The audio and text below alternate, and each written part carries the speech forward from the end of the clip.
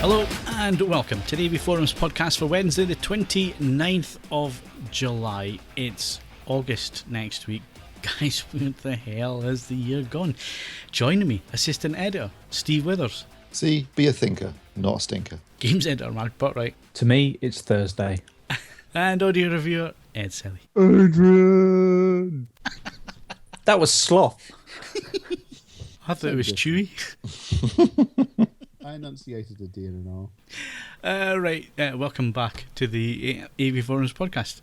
Let's hope it's not all like this all the way through. Before we get started, let's see what we can win. Mark? Yep, we have got EE4G Action Cam, courtesy of Scan, and that one ends on the 3rd of August, so not long now. And also, courtesy of Scan, Thermaltake PC Gaming Bundle, and that one will run till 31st of August. Okay. And if you are a big projection fan, and we have looked at this, and Steve absolutely loved it, the Epson LS10000 Laser Projector, Ideal AV, who are on the forums, regulars on the forums there, they are holding a showcase of this projector on the 22nd and 23rd of August. So if you are interested in seeing that and you're up by Ideal AV, then why not pop along and go and have a look at it, and then let us know what you think, because Steve, it kind of knocked it out of the park when it came in for review. Yeah, I did. It's a laser projector, so you've got bright, accurate images that have got a long life, 30,000 hours, deep blacks, 4K wobulation, so upscaling a bit like JVC.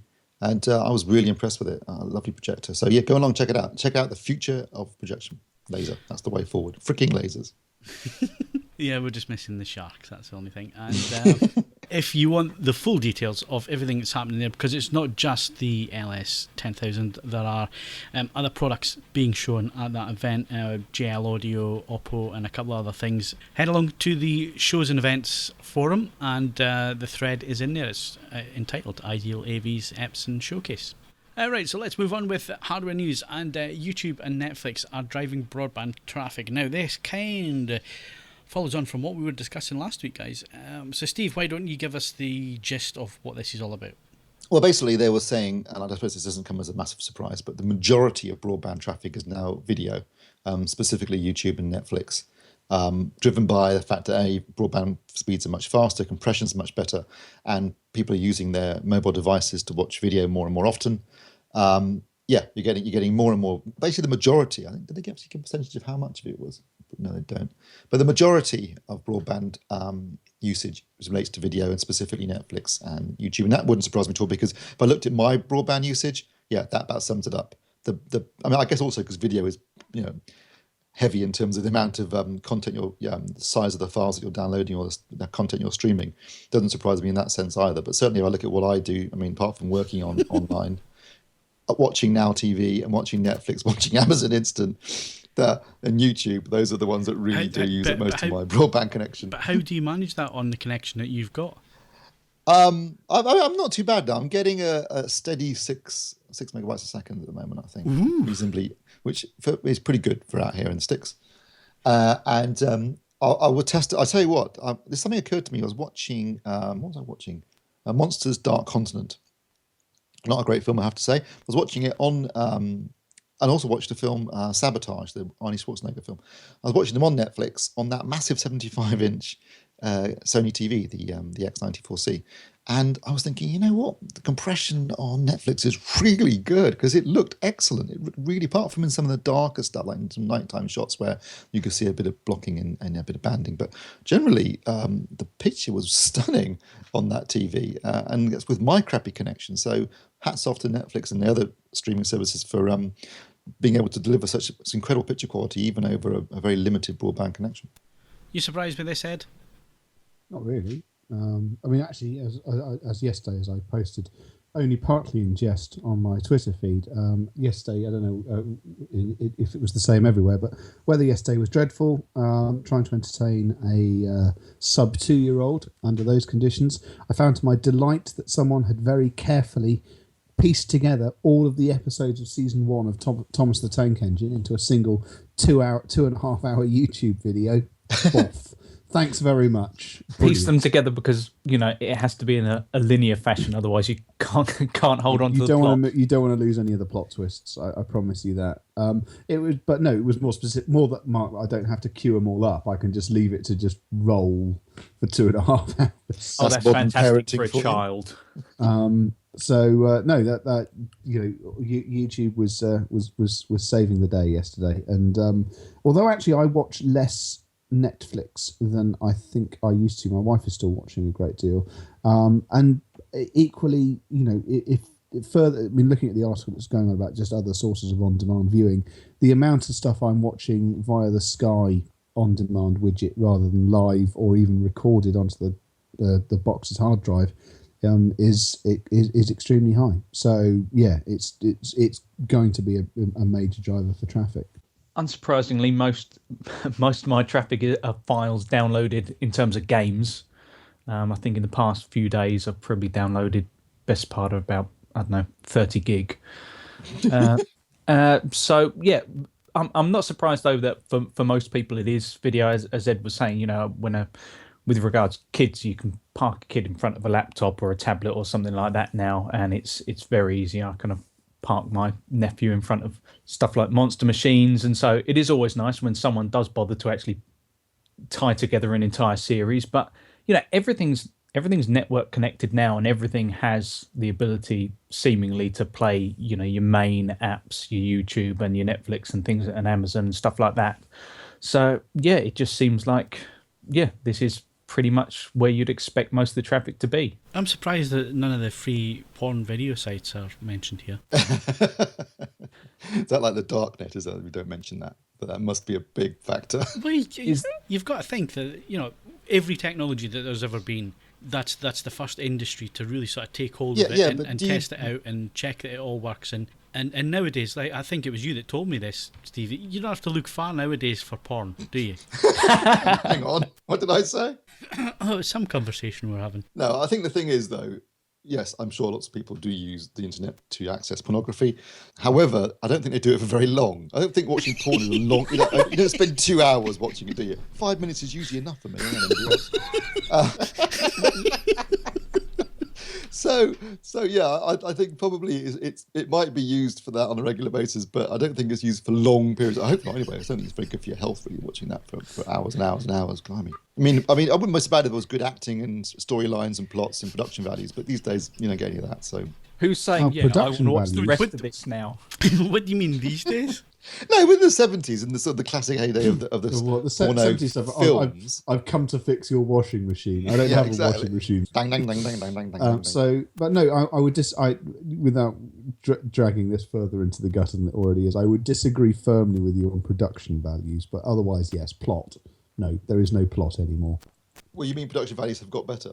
Yes, because I suppose you're right. It depends. Essentially, it breaks down into two categories now, doesn't it? And actually, this mirrors in so many ways. If you say, dragging this back to what Phil was saying about the impact that porn and adult material has on it now breaks down. So you've got sort of stuff which is shot for a sense of gritty realism, although gonzo stuff. Yeah, gonzo, and as is some sort of TV drama material, and other stuff which is, there's 4K pornography out there. Yeah, I don't think pornography really should be seen in 4K resolution. They said that about high def, didn't they? And nonetheless, it lurched into the brave world of high def again, very early and very enthusiastically. The thing that annoys me is, if you're going to use a mobile phone, landscape. Yeah, God.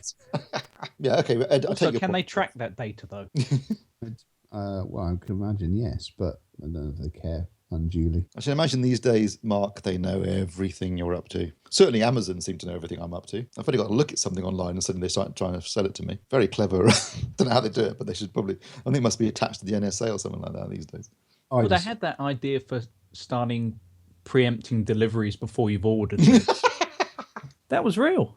Well, they would preempt you on the assumption you were going to order something. Well, in Ed's case, that might well be the case. But well, the idea was, in simple terms, if you've ordered, say, every album from a particular band through Amazon, then when the latest album comes out, they'd ship it to one of the local delivery centres. Right, okay. Preempting the idea that you would be ordering through them. See, I guess that makes sense. If you're going and looking at something 5-6 times Yeah, I mean, all that's fine. I mean, I promise you, Amazon would never be able to preempt my drunken online purchases. There is just no algorithm on earth that would be able to keep up with that. Not least because I don't understand the process by which I do them, so I don't see why anyone else should be able to. Ed, just a bit of advice. If you don't want people to know you're a pisshead, don't have those things where you've achieved a level on some app or whatever, because last night it was one after the other after the other after the other. Actually, I was checking in stuff from the night before because I didn't do them in real time. I've just brought it up on the thing, and it's 1, 2, 3, 4, 5 achievements. Well done. The term achievement is fairly loose there, I think. And using the Untapped app as well. So there you go. Yeah. God Save the Queen, level 26. Weekday Warrior. Lagerjack level 5. And then, as I said, that little update into my slide into alcoholism brought to you by the Untapped app, ladies and gentlemen. I did have a chuckle when I saw that coming up last night, because that was about midnight as well. It was quite late on, wasn't it? Yeah, as I say, it was just it was actually putting stuff in from the past couple of days. Anyway, Steve, what have we learnt from this subject? That we watch a lot of video online these days, I think. I'm glad you said video. Conclusion. Yeah, all forms of entertainment, I feel, is watched, both the adult and the more puerile. It's a broad church. Exactly. Thomas the Tank Engine all the way through to stuff that makes your eyes bleed. Right, so anyway, interesting. It follows on from what we were talking about last week, and I'm sure we're going to discuss this more and more as we get further into 4K Ultra HD future and high-res streaming of audio and all the rest of it. It's a subject we're going to keep coming back to. So let's move on to the cinema. Now, apart from Steve, I think the other three on this podcast very rarely go to the cinema, and I have to say, for many years, it was the thing that stopped me, other than other people, Ed, was presentation. When I think back to certainly the golden age of cinema for me, which would have been late 80s, 90s, you could guarantee to go along to the big screen. Well, the big screen that I used to always go to was Screen 11 at the UCI. It was the biggest screen. It was 300 odd seats, huge sound system in there. It always sounded great, always looked great, and you always got the Dolby trailer, either the Egypt or the Locomotive, or one of those trailers running before it. You also got the THX trailer because it was THX certified. There wasn't that many adverts, and it was a bit of an event. It was a bit of a presentation. I remember in '97 going along and watching A New Hope on that screen. Watched it on that screen and then went to the next biggest screen and watched it again. Have cinemas lost the presentation side of things? Is it now more about serving you adverts and not really caring about picture quality? I don't know. Yes and no, because here in Milton Keynes, we obviously don't have soul or character or history, but we have got lots of room, and so we've now the old Odeon, which was if you were into the sort of flea pit sort of aura of classic cinema, it was undoubtedly one of those. That closed down. They've opened up a new IMAX, Atmos, you name it. It ticks all those boxes, and obviously, as you know, I've not gone anywhere near it because it's a cinema. But my brother-in-law, a number of other people have been, and there's all of the things you said. It is big auditoriums capable of serious sound pressure levels, cracking images. It is undoubtedly extremely cinematic. I do agree with you that there was a phase where cinemas were being built and it was basically just sort of 25 lounges or rooms only fractionally bigger than that. And they just, as you say, there wasn't much in the way of sort of, cinematic mystique to that. But that seems to be something that they're, growing out of now. And I think that's kind of admirable. Just before digital came along, I had some of the worst experiences of going to the cinema anywhere. And it seemed to be like the 5 films I went to see in a row, all 5 were bad experiences. Either the masking didn't open and it was being projected over the masking. So it was a 235 film, but it was masked at 185, and by the time you get up and you go and complain and then you come back and then they find somebody to go and fix, because it's all automated now, so they find somebody to go and fix it and all the rest of it. I've been in movies where it's been projected on the ceiling. That takes some achievement, doesn't it? How do they manage that? No idea. But again, because what happened was they started moving to automation. So if there was 3, this was still in the days of film, but if there was 3 screens showing the same thing, what they used to do was loop the film through one projector, then it went off on a loop down to the other end of the dial, looped through another projector, then went all the way back to another side of the room, and then looped through a third projector, and then went back to the big table where the film was.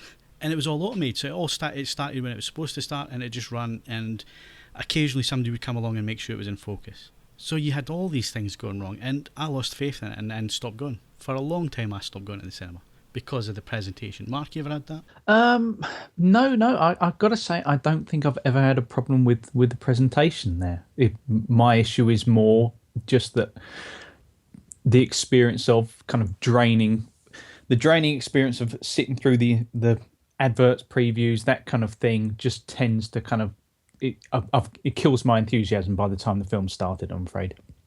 Yeah, you can avoid that then, Mark. Just basically, I know from going to cinema a lot that it's 20 to 25 minutes of shit before the film starts. Basically, you can guarantee that's the minimum amount. So just turn out 5 minutes, but 20 minutes after this start time, and you're. But here's the thing, which is if you want a kind of prime time to go and see something, a time that's nice and convenient for you, then it's going to be a time when there will be other people there. In which case, if you turn up 5 minutes beforehand, you'll get a poor seat.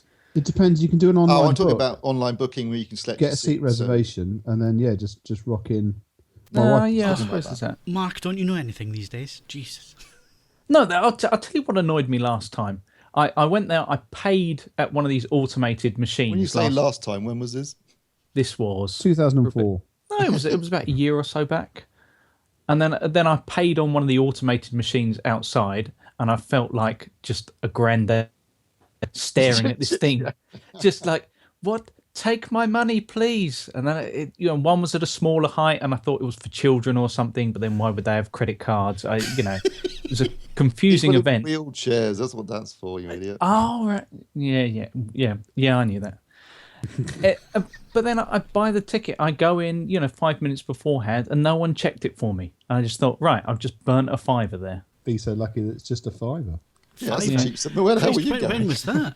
Jeez. No, that was a cheap one because that was like first thing on a Monday morning. So the unemployment special. Yeah. The funny thing is, it's really hard to get in the mood for a film then. People go at prime times. People go kind of an evening. That just seems to be when it's more conducive to watching a film. It seems weird watching a film when it's so bright outside and you've just had a bowl of cereal. I think that covers the subject quite well. First world problems, ladies and gentlemen. Yeah. I've got to say, the last time I went to the cinema, things have improved immensely. I mean, they've built a new one near me. I'm saying a new one. It's been there about 5 years now, but it has big IMAX. It has all the screens are digital. It has digital 3D screens. It has screens where you can take alcohol in, and it's got screens with bars at the back of the room and all that kind of thing. I mean, all the modern stuff. It's got the D-box chairs that move if you want that, and premium chairs and all the rest. I have to say, it has improved immensely. I mean, the only downside I've ever had at the new place was I went to see James Bond on opening day, Skyfall, and we had to wait on the file finishing downloading to the projector. That was really cutting it fine then, wasn't it? Yeah, the guy had to come in twice and say, it's still downloading, but it's nearly there. It's nearly there. We're nearly ready to go. You should turn your porn off at the same time. Hang on, has anyone actually been to the cinema this year apart from me? No. Phil? No. Okay, right. Okay, well, speaking as the only person who actually goes to the cinema and the only person who probably remembers the glory days of the 70s, things, in terms of presentation, things are immeasurably better than what they used to be. I mean, now you get a pristine digital projection, whereas before you'd got a crappy print that had been around America 4 times before it even got to the UK, 6 months after the film had opened in the States, and it was scratched to buggery and it was awful. And obviously, I can remember going to cinema when it was in mono. So, I was sat there last night watching Inside Out and Southpaw and thinking, this looks really good. The projection quality was superb. Obviously, you mentioned it, Phil, it's automated now. So when something goes wrong, that's when there's a problem, because there's no projectionist anymore to sort the problem out or to keep an eye on things and make sure it's all working the way it should be. But when it does work properly, it looks great. I mean, it was only a 2K projection last night that I was watching, and I thought that looks really nice. Detailed, no banding, low compression artifacts and really wide color gamut, DCI color gamut. I thought this looks superb. I've got to say, digital projection these days is absolutely. I mean, I remember the first digital projector. I don't know if you had that experience as well with Toy Story. I went Toy Story 2 Yeah. in Leicester Square. Yeah, I was there in '99. Was it? Yeah, I think that was it. We did the special Newcastle down on the train to see it at the West End, and it was disappointing. The projection technology back then wasn't very good. It was a DLP, wasn't it? I remember explaining how DLP worked to my friend, and he just looked at me like millions of tiny little mirrors. He just thought I was taking the piss as I was explaining this to him. He just thought, you're joking, aren't you? It's millions of little tiny mirrors. Yeah, seriously, millions of little tiny mirrors. That's how this works. I mean, I remember thinking it looked okay at the time. But I mean, I had no point of reference really, other than no projection. You had film, but yeah, but it was Toy Story 2, so it was CG anyway. Yeah, I just remember the edges being really rough and yeah, really low, the animation to a degree as well. Low resolution as well, and I thought, oh, this is going to take a while to catch on, because that was back in the days of CRT projection at home as well. So even then you were used to some degree of quality, especially black levels and so on. But what occurred to me last night didn't mind hanging something the size of a Mini Cooper from your ceiling, and then sitting under it, Ed. Yeah. I had a Barco Graphics 808. Sitting right above my head, and honestly, Will, if it had fallen off and killed you, it'd be like, it's okay. That's how he would have wanted to go, and you probably wouldn't have suffered. And they could have buried you in it as well. So, but then that I think that was the way to do it, because Stuart, and I hope Stuart doesn't mind me mentioning this, he had a 1209 sitting on the floor under a coffee table, and it took up a huge amount of space on the floor. But then it's safer than sitting under it, hanging above you. Well, it is and it isn't. If I had a projector on at ground level in this house, it would just have crumpets and other miscellaneous goo just smeared over all of the projecting surfaces from the boy. Yeah, there is that side as well, but yeah, it was a gamble. It was a gamble you took, Ed, and that subwoofer control was very important in those days. This is beginning to sound like an AV version of a song by LCD Sound System called "Losing My Edge," which I would strongly urge, if you haven't listened to it, to have a quick listen on the music streaming service of your choice. I'm not bothered, but yeah, it's exactly the same sort of things that we're talking about, but just with music. So yeah. Yeah, I've got to say, in terms of presentation, I think things have moved on a long way, but I do miss things like the old trailers that used to appear at the start, the sound trailers, and this is presented in. And I've got to say, one of the best experiences I ever had in a cinema was in the States. No adverts before the show. Yeah, no, that's really good. Although I understand it's now changing. Having spoken to the guys at THX recently and on about the trailer being shown and stuff, it's now a lot of cinema owners are now selling the space before or the time before the film starts now. So which is why they won't show the THX trailer, because it's money. It's costing them basically. Yeah. I think we mentioned it last week, but if you can, not everyone can do this obviously, but if you're in a position to actually install a projection screen and a projector, do it. Because there is nothing better than a big and image. If you can black the room out as well as much as possible, and you switch the lights off, and all you're left with is the image and the sound, nothing compares. And then you really are starting to see something that is comparable to going to the movies, to a commercial cinema. So, okay, I think we've put the world to rights on lots of things in that section. So let's move on to boring games news next. After a 2-week absence. Actually, to be honest, there is bugger all about.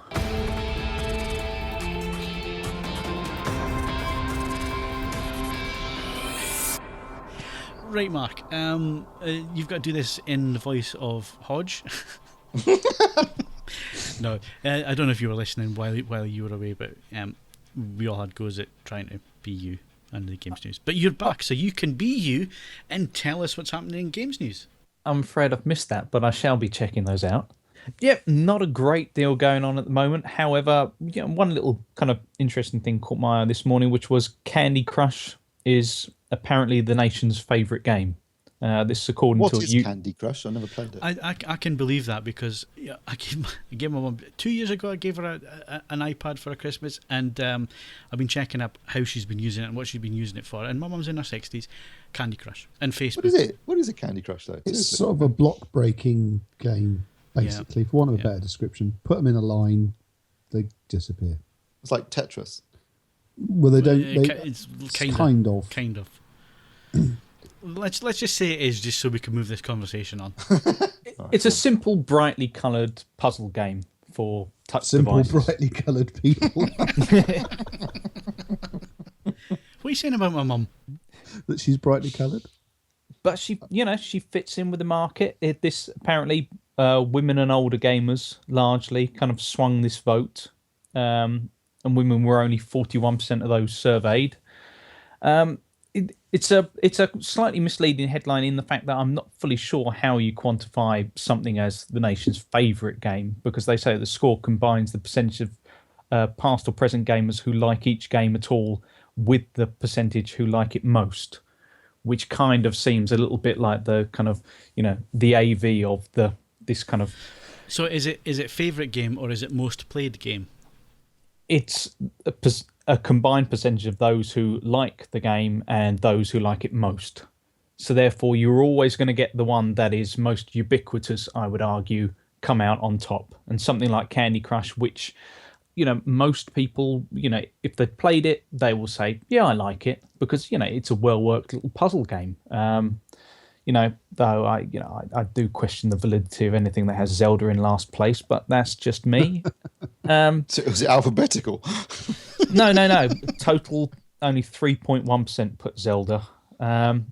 Candy Crush was very much skewed towards women. Only 3.4% of men put it down as the best game. Women was 24%. That's because I would actually instantly disown any male friend of mine I knew that said that Candy Crush was the greatest game of all time. I was going to say that they have to get through that barrier of saying that, of admitting that to themselves. And I'm sorry, people thinking, oh, it's horrible that there's a stigma. I'm sorry, there should be a stigma about this. Let's not beat around the bush. That's just unacceptable. Utterly unacceptable. But it was also older gamers. There was a massive kind of disparity between first and second place with regards to older gamers. 60 when plus. you say older gamers, 60 plus. Older, right. I'm talking the oldest age bracket in this poll. 33% went for Candy Crush compared to only 11% for the second. But bear in mind that the second choice was still Tetris.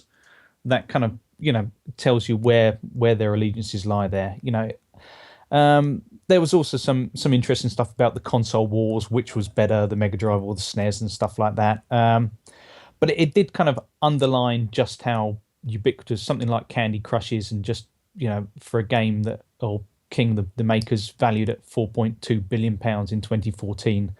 Well, I mean, we were talking about kind of consumption of things like, video streaming. And it's because the apps are ubiquitous. They're on everything. Something like Candy Crush, if you buy a phone, you buy a tablet, it's virtually always towards the top of the most downloaded list. And what do people do when they get something, a new smart device or something like that? They go towards the Play Store or the iTunes Store or something, and they see what's in the top 5, the top 10 of anything. And Candy Crush will always be there, seemingly. Yeah, but they did say that about Farmville as well. What was the one with the goat as well? Did that actually become popular, or was it just a big joke? Oh, what, Goat Simulator? Yeah. That's different again, though, isn't it? That's just a sort of meme that got firmly out of hand. I've got a piece of games news, if I may, because it probably would have been better last week when actually there wasn't any real games news. But last Wednesday was in fact, and I didn't realise this until sort of Twitter got all nostalgic, it was the 30th anniversary of the first Commodore Omega, which made me feel both nostalgic and incredibly old. You feel old. Yeah, well, it's all relative. I haven't started the process of fossilising yet like you, Steve, so my organic tissue feels it all the more. Yeah, I like that new photograph on Facebook where you can't actually see your face, Steve. It's in shadow. Yeah. That's the way forward. Pair of sunglasses, a hat, and shadow. Are you going for the Boy George approach to having your photos taken? The next time I'm going to see you, you're going to painted your own neck black. Oh, yeah. Are we finished with games news then? Yeah, I think that'll do for games news.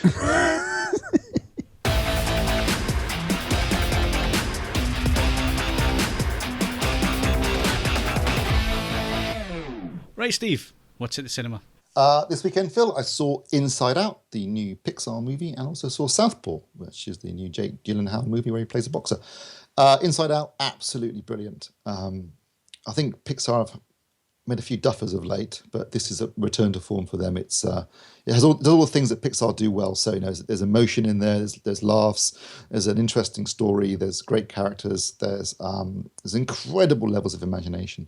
The concept is that basically what you're seeing is inside this little girl's head, the various emotions that control her. 5 specific emotions. So there's joy, anger, fear, sadness, and disgust. But what they do really cleverly is they also tie into the way the mind really does work. So there's sort of short-term memories, and when you sleep at night, those memories are moved into long-term memories, and then obviously certain memories fade. Some of the memories are core memories that actually establish your personality. Other memories, gradually get chapped away, and then a little globe, so you can see the action happening inside the little globe, and then as it begins to fade, so the image becomes black and white and sepia, and the audio goes, and it's quite clever. And then eventually just becomes dust and disappears, and that memory is lost forever. They had a thing called the thought train, which is literally a train going around in her mind with thoughts on it, which was really good. There's a bit where they go into imagination and abstract thought. Abstract thought was really clever. I mean, really, really works in 3D because obviously the characters are in 3D, then they become abstract, like cubist images, like Picasso. Then they become 2D, like things like that. It was just very imaginative. The things that Pixar do well, it was bursting with this creativity. Sometimes, and it also works on levels. So kids were loving it in the cinema, but I think adults also get a lot out of it too. There's some quite good jokes, and they were aimed specifically at adults. So it was just one of those movies that nails everything that Pixar do well, and it was good to see them back on top form again. I thought it was absolutely superb, and it's been a big hit to it at the box office, which is good to see in the States and worldwide. And I thoroughly enjoyed it. So if you're going to see a film with the kids or even on your own, go and see Inside Out. It's brilliant. Southpaw I did enjoy as well, but it's Rocky. It's Rocky, modern take on Rocky. No boxing cliches left unturned. The fight scenes are really good, but you know how it's going to end. It basically involves a championship boxer and world champion boxer who loses everything in a tragedy, and then has to sort of fight his way back to top again. And there's the aging trainer who, with wisdom, played by Forrest Whitaker, who's really good in it. The cast are actually very good. The performances are great. Jake Gyllenhaal really buffed up for his part as a boxer, looks the part definitely. The girl who plays his daughter is very good in it. It's a classic sporting boxing movie. Is there a montage? Is there a training montage? Yeah, it has to be a training montage, or it's there not. There is a training montage. Yeah, absolutely. There's a training montage. I think to an Eminem song as well. Who I think at one point this was written. I don't think I said it was as a boxing movie, but as a sequel to 8 Mile, and then it was going to be a boxing film, and Eminem, who is left-handed, was going to play the lead, and then he fell out of it, and Gyllenhaal came on board, but he did do some songs for the soundtrack. Trust me, it's basically Rocky. Except, although I didn't realise we were talking about last week, it dawned on me at the end of the film. That's another example of a film. Rocky, he doesn't win at the end because it's not about winning for Rocky. It's just about going the distance. In this case, well, you can guess how it's going to end. But it's fun. I do like a good boxing movie, and the boxing is really well done. It looked quite brutal actually. So two enjoyable films. One of which I think borders on being a masterpiece. The other one of which is a cliche but enjoyable boxing movie. I don't know. I mean, Steve's comments about Inside Out echo everyone's I've heard, except my wife. He said it was all right, but nothing to get excited about. But I don't quite know what my wife is looking for in a Pixar film, so meh. But yeah, it does seem after a number of... she did say it's one of the first Pixar films in a while where there's actually any sort of depth and quality to a female character. Yeah, that's true. That's true. Because the main character, Joy, is female. I mean, it cheats a little bit because in the father's head, they're all male emotions, the male voices for the emotions. And in the mother's head, they're all female voices. In the kid's head, there's a multitude of both male and female. But the main character is a female voice. I think it's Amy Poehler as the voice. Is the main character of Joy. It's I think the character that all the kids I know loved was Sadness, believe it or not. She's quite cute, and also what's important in the film is that they introduced some very deep subjects, like the reason that you can't be happy all the time. The sadness is important, that you have to be in order to appreciate the good times, you have to understand the bad times and to be unhappy at times. And even through unhappiness, you can find happiness in a strange way. And you have to grow up, and some memories have to be lost. And as you grow up, you change, and your personality changes, and you do forget things, and it's important that you forget things. Again, it's an important part of development. So there's some really heavy subjects in amongst this. And this is what I think makes it such a great film, because it covers very heavy topics, but in a way that children can appreciate, and also so can adults. And like I said, there's also some really imaginative scenes in it. I think there are moments that are so good, it carries the rest of the film sometimes. Maybe your wife's right to a certain extent, Ed, that elements of it are so good they carry elements of the film that aren't so good. And that's what I call the Up effect. Because if you watch the film Up, I think the critical acclaim that film got was mostly based upon that 10-minute montage at the beginning where they show the whole of his life. What, just designed to turn heartbreakingly brilliant sane people into just drooling wrecks of sadness. That sequence is absolutely brilliant. And I was in the cinema when I saw that Up, and 10 minutes into the film, and the whole cinema is crying their eyes out. And I'm thinking, this is going to be a tough hour to go then. The rest of the film I don't think is that good. I think the last half of it, when they're stuck in the same place, and it doesn't make a lot of sense because that old guy's still alive. Why is he not dead? The explorer. I didn't think that was very good. But that opening 10-minute montage carries that whole film. And so to a certain extent, I can see what your wife means there, which is that there are bits of Inside Out that are so good that they carry the rest of the film. And some bits of it may be a little bit boring. But I still think that overall it's a real return to form for Pixar. And unfortunately, before it, there was a trailer for the next film, The Good Dinosaur, which looked rubbish. So maybe it's a very brief blip. Sorry, was that The Good Dinosaur? The Good Dinosaur, yeah. The concept of which is that the asteroid misses the Earth and dinosaurs evolve. Now, wasn't that covered rather super... Oh, well, I mean, that sounds like the plot of Dinosaurs. Or indeed, it could be the setup to a reboot of Theodore Rex. There might just be a career for Whoopi Goldberg after all. I think she'll be glad to know that you have to forget things to move on in life. Mark, you still here? Yeah, I'm still here. I'm honestly, I've kind of missed anything to do with these films other than Southpaw. Southpaw just looks to me cripplingly generic, and I it's the kind of sports film that I genuinely wonder how the actor manages to get in such shape. Supposedly, they always say that they've done 6 months training and everything. When you think that it will be a fairly average film at the end of it, with a story that's been told 1,000 times before, and it almost seems like a rite of passage for any actor under kind of about 40 now that they have to have done this type of film. I think it does actually score some points of originality in the scenes where it's between him and his daughter. And it was the family drama aspect, which is probably unusual in what would otherwise be a boxing sporting movie. I think that maybe gives it a slight difference, but ultimately it's still a boxing sporting movie with all the usual, like Phil said, the training montage and the fight at the end. Basically, it is so. Did it have a robot in terms it, of like its Rocky structure? IV? No, that would have been brilliant, though, wouldn't it? No, but structurally, it's very, very similar to Rocky IV. And basically, it's the same kind of character. He's kind of a bit punchy and slurs a lot and very monosyllabic, just with a lot more swearing than there was in Rocky, if I remember. And a bit more bloody and brutal. And obviously, he's covered in tattoos because he's a modern boxer and stuff like that. But where's the story of the middle-class boxer who doesn't lose it all? Yeah, well, does quite well. Wins a couple, yes. loses retires. Where's the Oscar De La Hoya story? Does very well, astute investments. On a boxing theme, I could watch George Foreman, The Grill Years, charting one man and his struggle to make a fat-reducing grilling machine. The moment where he calls his fifth son George. The moment, yeah. I mean, they could set it to a sort of Hans Zimmer Inception level score. The first time he tilts the grill slightly so the fat drains off. That would be awesome.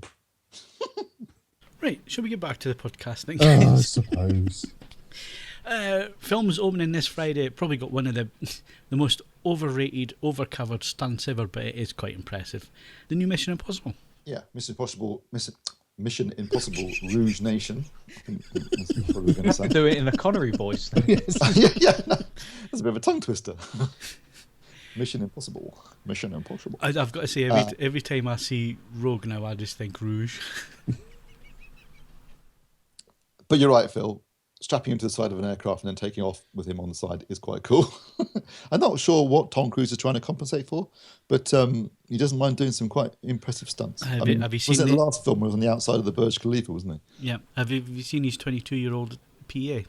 Yes. Who's Looks an awful lot like Katie Holmes, I have to say. Yes. that was what I thought. Mission Impossible Rogue Nation is the 5th film and directed by Christopher McQuarrie, who previously made Jack Reacher with Cruise. And I quite like the way that they use different directors for each of the films. So they've all got their own personality and are quite different in terms of style. Looks like it's going to be fun in the trailers, and I shall go and see it at the weekend. Anybody else? No, I didn't think so. Yeah, I mean, I'm amazed at Cruise. I mean, he had a bit of a wobble a few years ago, didn't he? When there was some... I don't know what it is. Everybody seems to have it in for him, but I'll quite happily sit and watch a Cruise film. Not a problem. I think, and I always find them entertaining. Even that one that everybody just didn't like, that he played the assassin. What do you call him? Oh, Collateral. Collateral, yeah. I quite like Collateral. Yeah. Oh, it's a good film. I liked him in that. I think he's done some really good stuff of late. It hasn't been particularly successful, but Edge of Tomorrow was really good. Yeah. I thought Oblivion was excellent. Vanilla Sky is a bit weird. I love Vanilla Sky. I just really... I like him as a filmmaker, though. What do you call him? Cameron Crowe. And, I mean, I will say his cameo in, Tropic Thunder. That's amazing. Len Grossman. Yeah. Yeah, and then his lap on the Top Gear track where he nearly flipped the car over. Oh, he doesn't... He appears to have a death wish. But obviously he knows that he's going to whatever sort of happy place yes, planet Zeta or something, is it? Xenu. Anyway, yeah, so this weekend, the big film, Mission Impossible Rogue Nation, which I'm sure will be very popular. You were about to say Rouge Nation. I was about to say Rouge Nation, yeah. Rogue Nation. Ed, you've broken all of us.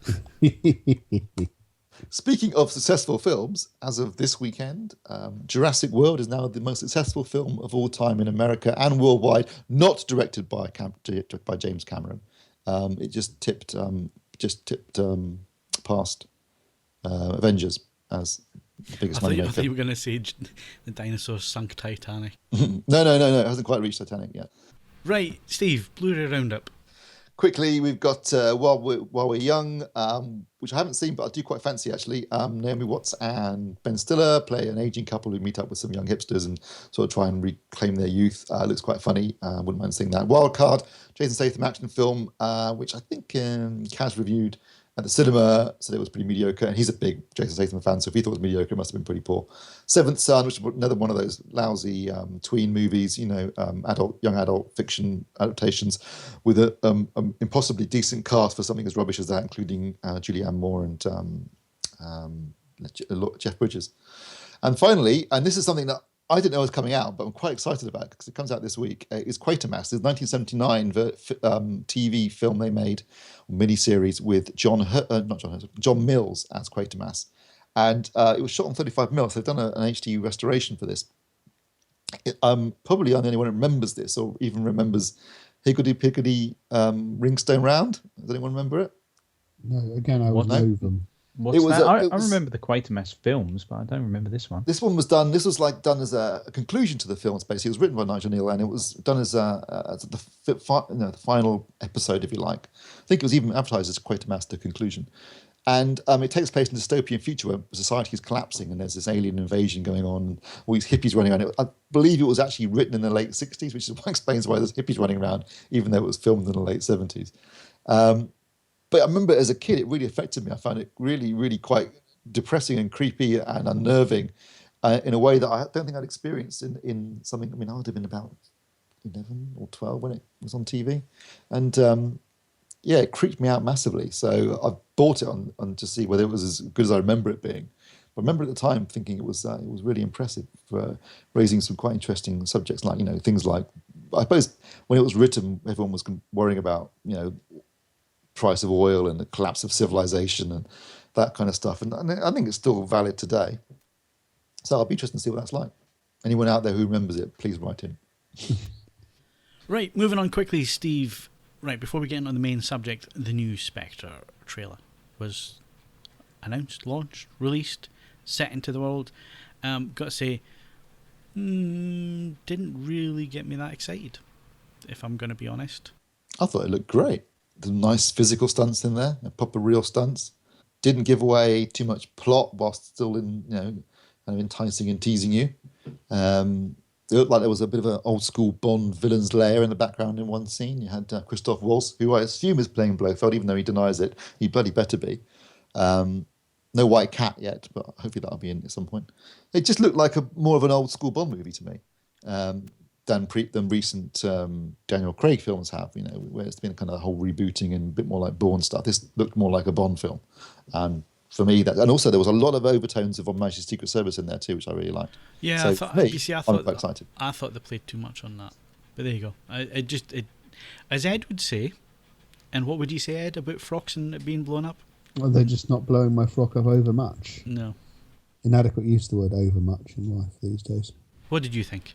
On the proviso that I from the teaser, I've been reasonably convinced that Spectre is going to be more my cup of tea than Skyfall. But yeah, I'm hoping it'll be competent. I don't know. We're now sufficiently far into a serious Bond cycle that I could actually do with a campy Bond film. You always want the Bond that's not being shown in the cinema at the time. So when Roger Moore's eyebrowing it up, you think, can we have someone capable of taking this remotely seriously? And then we've got someone taking it remotely seriously. You think, actually, do you know what? I want someone to wear a ridiculous tux and then have a rocket pack. And so it oscillates, and it all looks jolly well produced and jolly serious, and it might now be time for something just a little sillier. I don't know if it was just the whole Skyfall thing. It was at the time of the Olympics. There was a big push for the country. Everybody was feeling optimistic with the Olympics and all the rest of it, and it broke box office records. But when you go back to it, it wasn't that great a film, and loads of huge plot points. There's got some massive plot holes in it, actually, now you think about it. Yeah, I mean, but at the time, I think there was that euphoria, there was that feel-good factor with it and all the rest of it. I don't know, with this one, I think the trailer was just a little bit too dark. And I don't mean like hard to see. I mean it was in tone, and I don't know whether that's kind of putting me off because I'm expecting something a bit more along the lines of Skyfall. See, I thought they had to keep the tone dark in that trailer because otherwise it risks kind of falling too close towards the kind of camp Bond of large criminal organisations and that kind of thing. It's very hard to kind of go down a long table with lots of bad guys all covered in shadows and center on this kind of this central figure or something and not have it seem slightly absurd. That big reveal moment, not to kind of fall into the Dr. Evil moment. Yeah. I want lasers. Yeah, exactly. I mean, but can we be and also when you hear this? his accent, it's standard. How do you do that well without kind of, as it's been lampooned and those kind of figures have been, spoofed so much. I think they had to go for something slightly darker. But you see, then I know this kind of touches on one of the Pierce Brosnan films, but then you have got organisations nowadays, the likes of Google and Amazon, massive organisations where maybe it's more relevant. In the times that we live in, that we have these massive big organisations. Steve pointed to it at the start of the podcast that they're following him around and know exactly what he's doing and when he's doing it.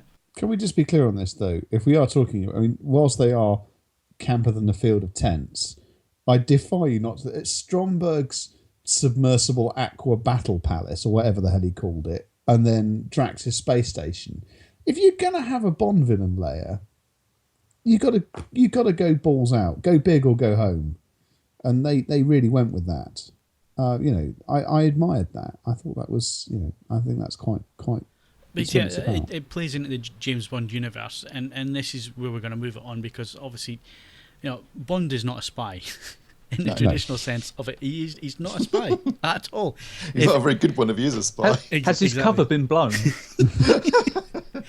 And I think when you have the big camp storylines and characters and bad guys and huge layers and all the rest of it, yes, I know it's very Austin Powers, but that's what James Bond is. I mean, Austin Powers nailed it, I think, in tone and humour and exactly how things are in that universe. So why not celebrate the universe? Why try and move it too far the other way and make it too realistic. Are you saying that really your perception of Spectre would be much improved if at some point during the film he has to 3-point turn the Aston Martin in a really, really, really narrow alley?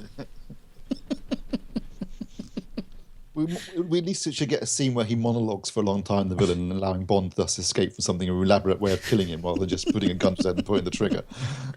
Yeah, but we take but that's what makes a Bond film. When you say an old-fashioned Bond film, that's what you're on about. Yeah, it's true. That is true. Although, having said that, if you watch The Majesty's Secret Service, which is probably the closest adaptation of an actual Fleming book, it's a cracking. And he goes actually go undercover in it, so he's actually a bit more of a spy film in some respects. It's a cracking adventure story, whereas Ed's absolutely right. The 70s Bonds, particularly the golden period of the mid to late 70s, with Roger Moore and the giant bases underwater and in space and that sort of thing, which I absolutely loved as a kid. Obviously, we're in the realms of science fiction. Well, I'm not absolutely in the realm of science fiction by the time we got to Moonraker, but as is, I think, the case with Mission Impossible. If you watch those films, they're pretty much just sci-fi, aren't they? With like the masks and all the things that they use and the gadgets and stuff. It's not really a spy film either. I think if you're going to look at a spy movie, you can go one of two ways. You can go sort of action spy like Bourne, or you can go realistic spying like Take a Soldier Spy. I'm not sure how exciting realistic spying really is, because in the real world of spies, it's just grubby men doing grubby things in dark places. Yeah, although recently which segues back to porn again. Although I did watch that documentary series that's on BBC 4 at the minute about the spies and the Cold War and all the rest of it, and fascinating stuff. I mean, the guy that got poisoned at the bus station, at the bus stop, and they injected the poison through his calf muscle from an umbrella and stuff like that, and 3 days later he's dead. You know what I mean? It's like sometimes the real life stuff's like, wow, really, but it doesn't make good cinema. Well, I suppose it can. It just depends how you do it. I think the stuff like reading Le Carre is great because you've got time to read a novel and it's very in depth and detailed, and obviously he's writing from a point of knowledge, so it's very realistic. I'm not sure how necessary that always translates to the screen. Whereas Zero Dark 30, which again I think is a justifiable spy film in the sense that you've got the CIA hunting for Bin Laden, and it's very much based upon what really happened and the craft work involved and how you actually do spy on people and gain information and intelligence. That was really well done, I thought. Whereas something like The Bourne Identity, is kind of a spy film, but really it's just an action. Yeah, but if you look at the Zero Dark 30, if you look at the conspiracy theory, is that the Pakistanis basically built that house for him and put him in there, and knew where he was. Yeah, well, I mean, I'd be staggered if Pakistani intelligence didn't know that Bin Laden was living right next to an army base. But anyway, Argo, I mean, that's, again, is a similar kind of subject matter, isn't it? A real story based upon what... I mean, that's an amazing story with the idea of the CIA creating a fake movie to try and get people out of Iran and during the hostage crisis. If you made it up as a film, people would go, oh, that's ridiculous. But it actually happened. It genuinely really happened. A fake sci-fi movie going to be shot in Iran. Right, okay. We really need to wrap things up because we are well over time today. So... we're talking about spy movies. We're talking about how realistic they are, all the rest of it. I'm sure we all have our favourites. I mean, I've given away my favourite. My favourites are the spoof, which is Austin Powers. I just think it nails it so well. The whole genre, the whole silliness of the whole thing. But what about you guys? What's your favourite sort of spy movie? I do like Tinker Tailor Soldier Spy. I like all adaptations of it, if I'm honest. It holds up, and it holds up extremely well. And then I suppose the other one, mainly because I do absolutely love the book, but it's been adapted reasonably well, is The Fourth Protocol. Thoroughly enjoy it, and I would count that as being espionage, if not active spying. I think that's extremely good. I know it didn't get rave reviews, kind of mixed reviews, but I did very much enjoy The Good Shepherd. I thought that was quite underrated. I really liked Clear and Present Danger. I thought that was a good adaptation. Gave you a nice insight into the war on drugs and the CIA involvement in it. I enjoy Enemy of the State just because it's a great action film. And I quite like Spy Game too, actually. Is that it? Oh, and Sneakers. I love Sneakers. If anyone remembers that. I don't. I'm Oh yeah, sure it's Robert true. Redford. Rob Redford, yeah. Yeah. And The Late River Phoenix, among others. I think that's a great film. So if you haven't seen Sneakers, check it out. I have seen it, I just can't remember it. It's been such a long time. I'll probably have to see it again. Is it on Netflix, Steve? I don't know, but I wouldn't be surprised. I'm sure it'll be on one of the many streaming services available to you. I'm sure I can stream it, and there you go, back full circle. We're back to where we began, and that is it for the podcast this week. My thanks to Steve Withers, Apollo Creed vs. Italian Stallion. Sounds like a damn monster movie. Mark Botwright, Does my house stink? and Ed Selley. You stop this fight, I'll kill you. Don't forget, you can follow us on Twitter and Facebook. Bookmark AVForums.com for latest reviews, news, and video. Plus, why not leave us a rating on iTunes? But only Mark. But only if you mark it down at 5 stars. I'm Phil Hinton. Thanks very much for listening, and we'll see you again next Wednesday.